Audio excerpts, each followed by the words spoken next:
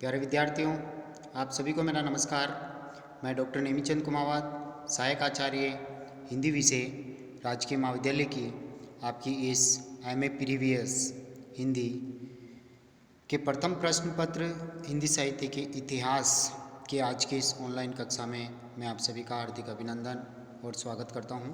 प्यारे विद्यार्थियों, आपका ये जो प्रथम प्रश्न पत्र हैं इसमें 5 यूनिट हैं और प्रत्येक यूनिट 20-20 अंकों की हैं, यानी हर यूनिट में 20 अंकों का एक निबंधात्मक प्रश्न आपकी मुख्य परीक्षा में आएगा।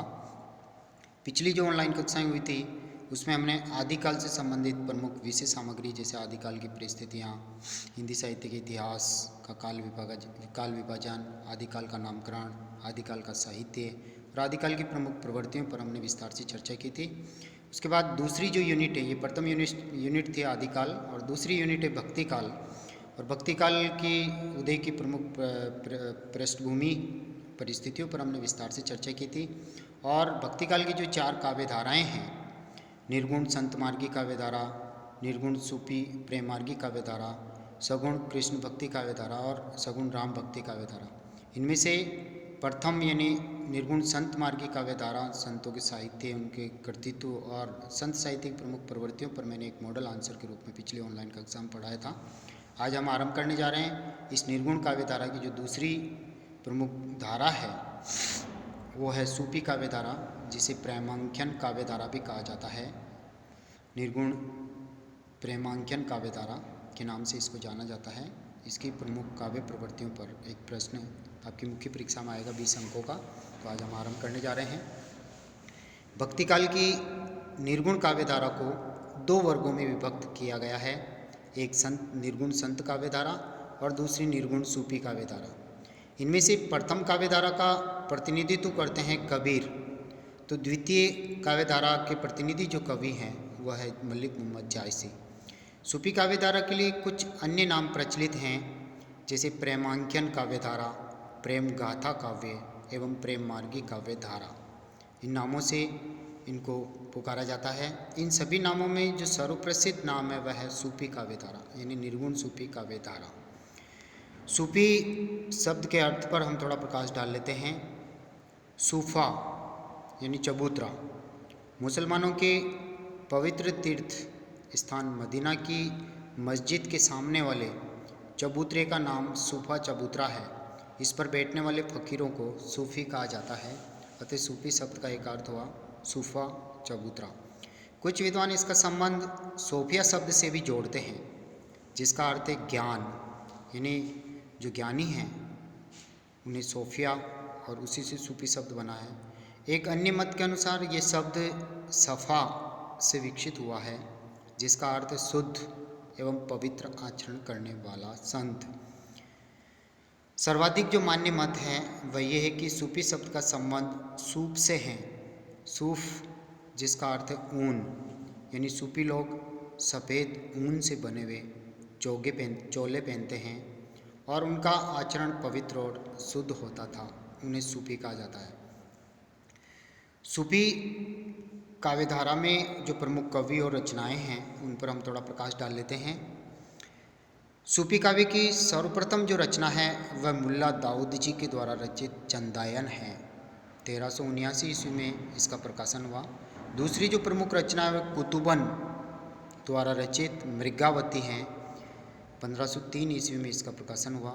और सूफी प्रेमांख्यन परंपरा की जो सर्वप्रमुख रचना जो है वो है जायसी के द्वारा रचित पद्मावत, जिसका प्रकाशन 1540 ईस्वी में हुआ था।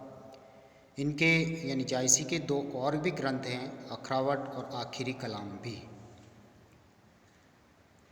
मंजनकृत मधुमालती 1545 ईस्वी का भी महत्वपूर्ण स्थान है। इनके अतिरिक्त उस्मान द्वारा रचित चित्रावली 1613 ईस्वी, शेख नवीकृत ज्ञानदीप 1619, हंस जवाहिर नूर मोहम्मद द्वारा रचित इंद्रावती 1744 और अनुराग बांसुरी 1774। इसी तरह से शेर निखार के द्वारा रचित यूसुफ जुलेखा आदि प्रेम गाथाएँ लिखी गई हैं। सूफी संतों ने सांस्कृतिक एकता स्थापित करने में बहुत बड़ी भूमिका निभाई है। सूफी लोग ईश्वर को अपना प्रेम पात्र मानते हैं। इनकी धारणा है कि आत्मा और परमात्मा के मिलन में शैतान बाधक तत्व हैं। सच्चा गुरु ही परमात्मा से मिलन करा सकता है।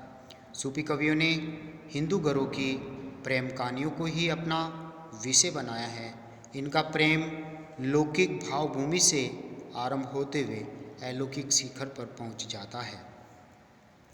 सूफी काव्यधारक और उस शब्द के अर्थ पर प्रकाश डालने के उपरांत अब हम आगे पहुंचते हैं। सूफी काव्यधारा के कवियों और उनकी रचनाओं पर हमने प्रकाश डाला अभी। अब हम आगे आरंभ करने जा रहे हैं। सूफी काव्यधारा की जो प्रमुख विशेषताएं यानी जो प्रवृत्तियाँ उभर कर आती हैं, उनका हम अधोलिखित इन शीर्षकों में स्पष्ट कर रहे हैं। पहली काव्य प्रवृत्ति है मुसलमान कवि और मसनवी शैली। सूफी काव्यधारा के अधिकांश कवि मुसलमान हैं, परंतु उनमें धार्मिक कट्टरता का अभाव है। इन्होंने सूफी मत का प्रचार प्रसार करने के लिए हिंदुओं के घरों में प्रचलित प्रेम कहानियों को अपने काव्य का विषय बनाया है। जायसी ने जिस प्रेम गाथा को लिया है वह राजा रत्नसेन और राजकुमारी पद्मावती की ऐतिहासिक प्रेम गाथा है। इन्होंने अपने प्रबंध काव्यों को मसनवी शैली में प्रस्तुत किया है। इस शैली के अंतर्गत सूफी कवि सर्वप्रथम अपने काव्य के आरंभ में ईश्वर वंदना, तत्पश्चात हजरत मोहम्मद की स्तुति, उसके बाद मोहम्मद साहब के 4 मित्रों की प्रशंसा और फिर सहाय वक्त यानी तत्कालीन शासक की ये प्रशंसा करते हैं। इसे मसनवी शैली कहा जाता है। इसके बाद गुरु महिमा के साथ ही अपनी आस्थाओं एवं धार्मिक विश्वासों की विवेचना की जाती है। इस काव्य रचना की पद्धति को ही मसनवी शैली कहा जाता है। अतः ये मुसलमान कवि थे और इन्होंने मसनवी शैली का प्रयोग किया था। जिस तरह से भारतीय साहित्य में मंगलाचरण आदि जो पद लिखे जाते हैं, उसी तरह से इन सूफी कवियों ने अपने इन प्रेमांकन काव्यों में मुस्लिम होते हुए इन्होंने मुस्लिम शैली को अपनाया है। दूसरी जो काव्य प्रवृत्ति उभर कर आती है वह है नायिका के आधार पर प्रेम काव्य का नामकरण। यानी अन्य जो भी काव्य लिखे गए हैं वो पुरुष प्रधान समाज होते हुए पुरुष यानी नायक को आधार बना करके नामकरण किए जाते हैं, लेकिन इन कवियों ने नायिका को, क्योंकि नायिका परमात्मा का प्रतिरूप है और नायक आत्मा का प्रतिरूप है, इन दोनों का मिलन कराने के लिए इन्होंने अलौकिक भूमि पर प्रेम की व्यंजना की है। तो आइए हम आगे बढ़ते हैं। नायिका के आधार पर प्रेम काव्य का नामकरण। सूफी कवियों ने प्रेम गाथाओं का नामकरण प्राय नायिका के आधार पर किया है। जैसे जायसी कृत पद्मावत का नामकरण इसकी नायिका पद्मावती के नाम पर है, तो मंजन कवि के द्वारा रचित मधुमालती तथा कुतुबन कृत मृगावती नामक काव्यों के नामकरण का आधार भी यही नायिका ही है। यानी मधुमालती और मृगावती ये नायिकाओं के नाम ही जिनके आधार पर इन काव्यों का नामकरण हुआ। कुछ ग्रंथों में कथा शब्द भी जोड़ा गया है, जैसे सत्यवती कथा, सत्यवती नायिका है उसकी कथा। इन काव्यों में नायिका को ईश्वरीय ज्योति और सौंदर्य से मंडित दिखाया गया है। यही ग्रंथ का केंद्र बिंदु भी रही है, यानी सृजन का प्रमुख केंद्र रही है नायिका। तीसरी जो काव्य प्रवृत्ति उभर कर आती है इस सूफी काव्यधारा की, वो है प्रेम के संयोग और वियोग पक्ष का चित्रण। सूफी कवियों का मूल प्रतिपाद्य प्रेम है, अतः इनकी रचनाओं में श्रृंगार रस की प्रधानता रही है। श्रृंगार के दोनों पक्षों का प्रभावपूर्ण चित्रण मिलता है। सौंदर्य चित्रण में नायिका के नक्शे, रूप रंग, हाव भाव आदि का चित्रण है। नायिका का अद्भुत सौंदर्य वस्तुतः परमात्मा का ही प्रतिबिंब है, अतः संपूर्ण सृष्टि में उसी का आभास उन्हें होता है। संयोग श्रृंगार के अंतर्गत नायक नायिका के मिलन का चित्रण करते हुए काम क्रीड़ा का वर्णन भी मिलता है, जिसमें कहीं कहीं अश्लीलता आ गई है। सूफियों ने वियोग पक्ष को अधिक महत्व दिया है, क्योंकि सच्चे प्रेम की परीक्षा वियोग में ही होती है। इनका विरह वर्णन हिंदी साहित्य की अनुपम और अमूल्य निधि कहलाती है। जैसे एक उदाहरण यहाँ पर है, पीयूसो संदेशड़ा कहूँ है बोरा है काग, सो धनी वीरे जरी मुई तेग धुआं हम लाग। यहाँ पर वियोग वेदना की अग्नि में तपती हुई नायिका नागमती पशु पक्षियों को आमंत्रित करके कहती है कि हे भ्रमर, हे कौवा, तुम आओ और मेरा संदेश जो है प्रियतम तक पहुंचाओ। इसलिए लिखा है पीयूषु संदेशड़ा कहूँ, अर्थात मेरे प्रियतम से संदेश कहूँ, हे भौरा, हे काग, सो धनी, अर्थात उनसे जाकर के कहना कि तुम्हारी जो धनी यानी प्रेयसी पत्नी वीरे जरी मुई, वीरे यानी वीरे वेदना के कारण जरी यानी जल गई, मुई यानी मर चुकी हैं, तेग धुआं हम लाग, और उसकी चिता से उठा हुआ धुआं हमारे शरीर पे लग गया, इसलिए हम दोनों काले हो गए हैं, यही प्रमाण है। ऐसा ऊहात्मक वर्णन, जबकि ब्रह्मर और कौवा दोनों ही काले हैं, ये अत्युक्तिपूर्ण वर्णन है। वीरे की ज्वाला में तपकर ही प्रेम का कंचन वर्णी रूप निखरता है। फारसी शैली के कारण इनके वीर वर्णन में ऊहात्मकता के हमें दर्शन होते हैं, जिसमें सत्यता का अंश प्राय बहुत कम होता है। इसी तरह से चौथी जो काव्य प्रवृत्ति उभर कर आती है वह है इतिहास एवं कल्पना का सम्मिश्रण। सूफी काव्य धारा की अधिकांश रचनाएं इतिहास और कल्पना के योग से सृजित हुई हैं। इनकी प्रेम गाथाएं हिंदुओं के घरों की प्रचलित प्रेम गाथाएं हैं, जिनमें अर्ध इतिहास और अर्ध कल्पना का पुट है। इतिहास को इन कवियों ने वहीं तक स्वीकार किया है जहाँ तक वह इनके सिद्धांतों में सहायक हुआ है। अतएव इन्होंने हिंदुओं की प्रेम गाथाओं को लेकर काव्य रचना की और उसके द्वारा अपने सूफी सिद्धांतों का प्रचार प्रसार भी किया। अतः इतिहास एवं कल्पना का सम्मिश्रण करना सूफी काव्यधारा की एक विशेषता है। पांचवी काव्यगत विशेषता है लौकिक से अलौकिक प्रेम की व्यंजना। अधिकांश सूफी कवियों ने लौकिक प्रेम गाथाओं के माध्यम से अलौकिक प्रेम की व्यंजना की है। राजा रत्नसेन एवं पद्मावती के जिस प्रेम का उल्लेख हमें पद्मावत में देखने को मिलता है वह इसी प्रकार का है। यहाँ राजा रत्नसेन आत्मा के प्रतीक हैं और पद्मावती परमात्मा का प्रतीक हैं।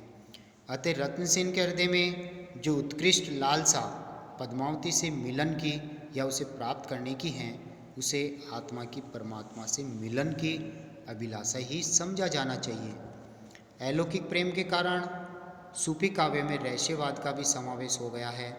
पद्मावत में कथा के बीच बीच में ऐसे अनेक संकेत मिलते हैं जो पद्मावती को परमात्मा का प्रतीक मानने के लिए बाध्य करते हैं।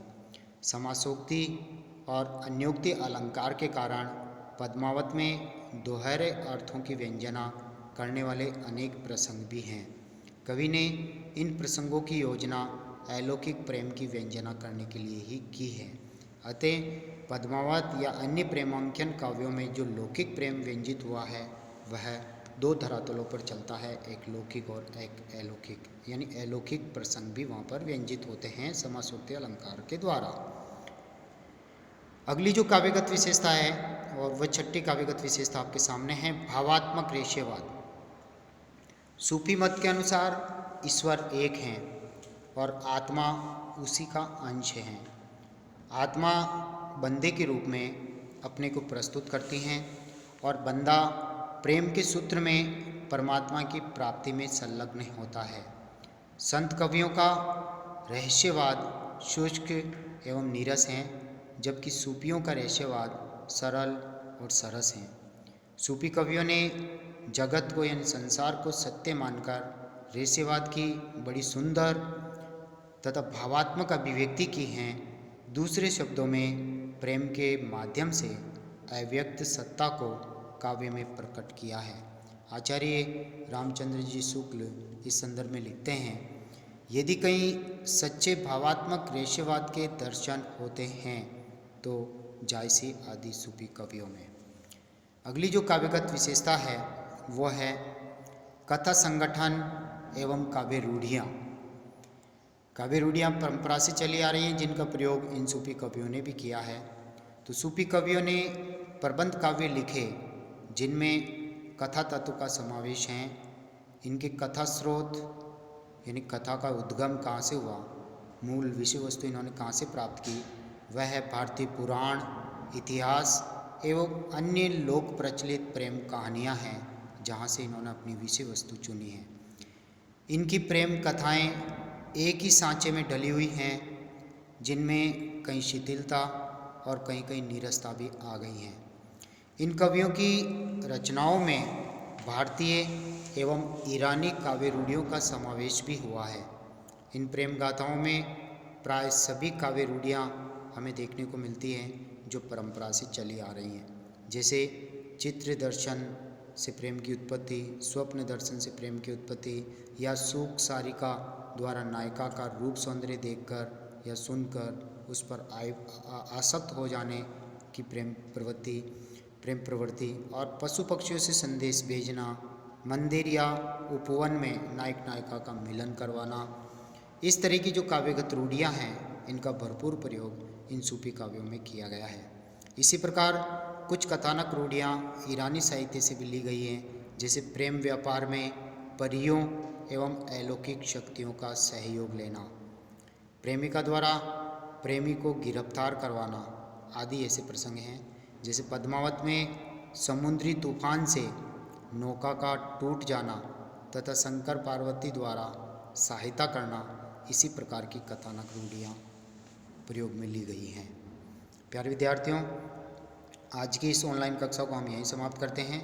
अगली जो ऑनलाइन कक्षा होगी वो इसी 8वीं विशेषता से हम आरंभ करेंगे, नायक नायिकाओं का चरित्र चित्रण, इस विषय से।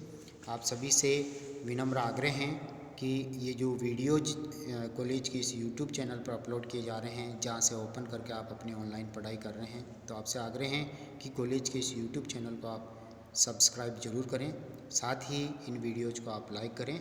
अगली कक्षा में हम इसी 8वें बिंदु से पढ़ेंगे। तब तक के लिए आपको सभी को धन्यवाद। जय हिंद, जय भारत, थैंक यू।